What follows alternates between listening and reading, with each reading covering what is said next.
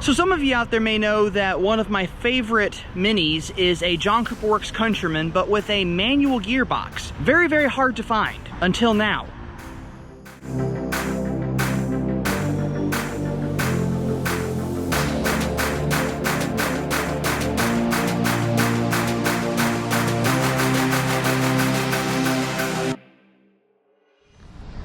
So yes, it may be hotter than heck outside, but I'm out here with a 2018 John Cooper Works Countryman. And this one is the one to have. Chili red, black roof, updated badging, which I didn't know they had changed back then. And of course, a manual transmission. Now, unlike the current high horsepower version, this one uses a 228 horsepower B48 four-cylinder turbo, 236 foot-pounds of torque. Decent little engine for an all-wheel drive, which is essentially a hot hatch, or crossover as you all would rather call it. 18-inch JCW wheels with the massive brakes, some nice side striping, and enough room in the back for you to carry your kids with you. Now, I apologize for the cleanliness of this car, but this was a recent trade-in, and the manager felt that I had to take this sucker out and show it off. Rear cup holder. It has the Dynamica interior of Alcantara, power hatch, plenty of storage, even has the picnic bench right there, so that's cool. I love these seats. These are just amazing seats, and they fit the car perfectly. So it has navigation. I also found out this has the gesture control dial that a lot of people really like and missed when Mini discontinued that. Also has a panorama sunroof. It's just a really cool car. Nice Alcantara on the doors. I should also add that this one has Harman Kardon as well. Analog gauges, not the new digital dash. Accident avoidance.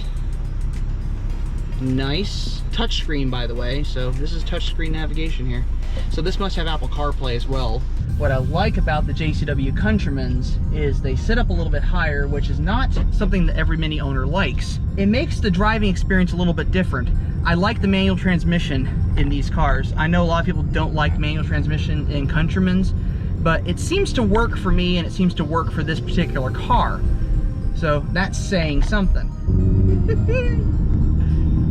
It's a completely different experience driving a manual transmission Countryman. I mean, the 301 horsepower JCW Countryman in automatic is great. It's a fun vehicle, it's a blast to drive, but there's something different when it's a JCW Countryman with a manual gearbox. That makes the driving experience completely different, because now you are in full control of this car. I love how this feels to drive. These are so ridiculously rare. I mean, you genuinely do not see manual transmission JCW Countrymans these days. Oh my gosh, it corners like it's on rails. This is awesome. The stability control in these is amazing. And I know I've driven tons of Minis through this loop, but they're still amazing. And this is actually the first manual JCW Countryman that I've driven. That's a first for me. I can add that to the first of Mini ownership. First of Mini driving. Maybe Miniac first, something like that. We'll figure that out.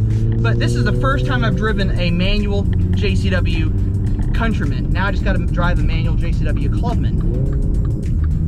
And it's all-wheel drive too, so that makes it even more fun.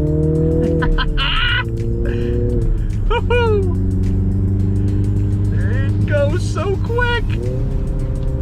So comment below, would you buy a manual JCW Countryman? Because I'm curious to see how many of you out there are true Mini enthusiasts. I know all of you are true Mini enthusiasts, but how many of you out there would actually buy a manual transmission JCW Countryman? I always told the sales manager at Baron Mini that if a JCW Countryman came in with a manual transmission, that would be the car I would want to buy.